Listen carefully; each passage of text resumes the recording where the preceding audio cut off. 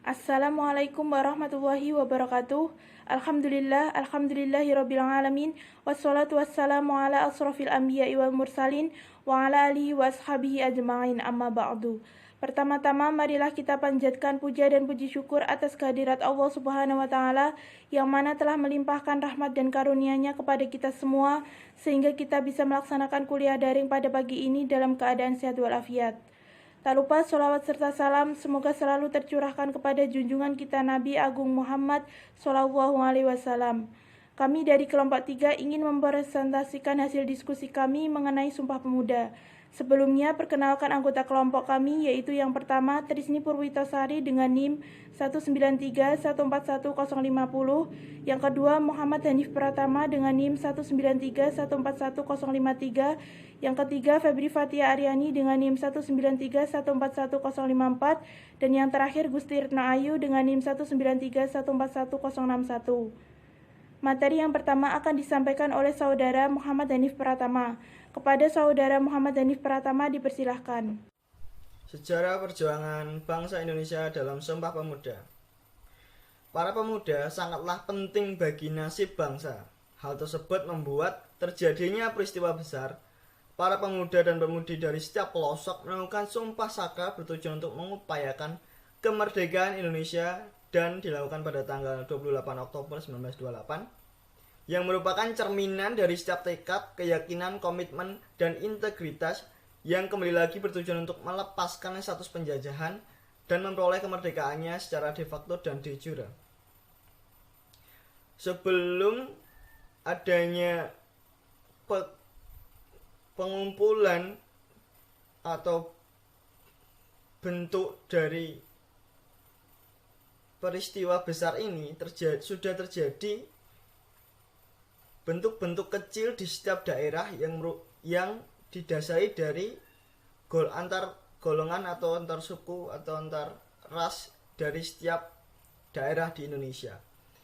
Ada hal tersebut dimulai dari tahun 1915-an dengan munculnya banyak organisasi-organisasi kecil, organisasi-organisasi yang bersifat kedaerahan seperti Jong Java, Jong Sumatera Bon, dan lain-lain.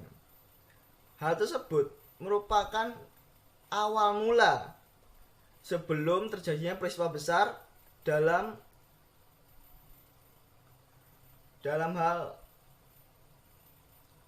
bersumpah untuk Indonesia ini. Sekian. Selanjutnya yaitu tokoh-tokoh Sumpah Pemuda. Yang pertama ada Muhammad Yamin. Muhammad Yamin lahir pada tanggal 24 Agustus 1903. Di dalam Kongres Pemuda II, beliau mewakili pemuda Sumatera. Beliau wafat pada tanggal 17 Oktober 1961 di Jakarta, kemudian dimakamkan di Sawah Lunto, tanah kelahirannya. Kemudian yang kedua, Sunarto. Sunarto lahir pada tanggal 28 Agustus 1902 di Madiun. Di dalam Kongres Pemuda II, beliau mewakili Jong Jawa. Dalam kongres tersebut, beliau berpidato tentang persatuan pemuda. Menurutnya, kemerdekaan dapat diraih dengan persatuan. Setelah Indonesia merdeka, beliau diangkat menjadi Menteri Luar Negeri. Kemudian yang ketiga ada Amir Syarifuddin. Amir lahir pada tanggal 27 April 1903 di Medan. Pada Kongres Pemuda II, beliau mewakili Jong Batak. Kemudian yang keempat yaitu Sukondo Joyo Puspito. Beliau merupakan ketua panitia dalam Kongres Pemuda II. Yang kelima yaitu Joko Mursid, merupakan ketua dari Jong Java. Dalam Kongres Pemuda, beliau mengambil peran sebagai wakil ketua. Kemudian yaitu yang keenam adalah Sunario Sastrowardoyo. Sunaryo dalam Kongres Pemuda menjadi penasihat dan juga membantu kelangsungan kongres tersebut. Kemudian yang ketujuh yaitu ada W.R. Supratman, yaitu beliau merupakan sosok pencipta lagu Indonesia Raya. Kemudian yang ke-8 ada Doli Salim, merupakan wanita yang bernama lengkap Theodora Atia Salim. Ini merupakan sosok yang melantunkan lagu Indonesia Raya lewat alunan biola. Kemudian yang ke-9 ada Johannes Leimena, merupakan pembantu 4 dalam Kongres Pemuda. Usai kongres, dirinya bermain aktif dalam perpolitikan Indonesia. Dia menjadi Ketua Umum Partai Kristen Indonesia pada tahun 1950 sampai dengan 1967. Kemudian yang ke-10 ada Sarmidi Mangunsarkoro. Sarmidi merupakan pembicara dalam Kongres Pemuda 123. Sarmidi sering berbicara tentang pentingnya pendidikan kebangsaan yang membawa semangat demokratis di rumah dan di sekolah. Baik teman-teman, di sini saya ingin menjelaskan mengenai makna Sumpah Pemuda. Satu nusa memiliki makna bahwa setiap orang harus merasa memiliki satu tanah air yang sama, yaitu tanah air Indonesia. Satu bangsa memiliki makna walaupun kita berasal dari suku yang berbeda, tetapi kita harus tetap satu bangsa, yaitu bangsa Indonesia. Adapun satu bahasa memiliki makna untuk mewujudkan persatuan bangsa. Kita harus menggunakan bahasa Indonesia sebagai bahasa pemersatu antar suku bangsa.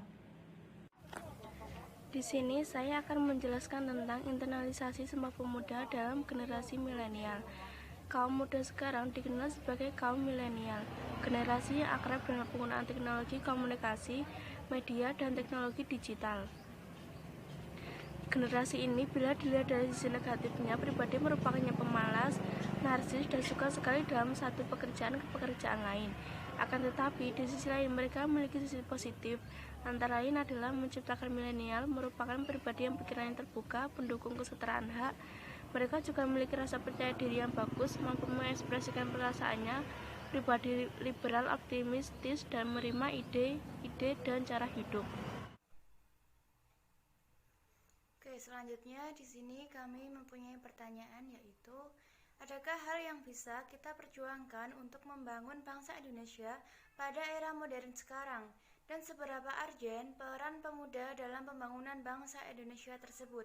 Berikan alasannya. Terima kasih. Baik teman-teman, itu tadi presentasi dari kelompok kami. Kurang dan lebihnya kami mohon maaf.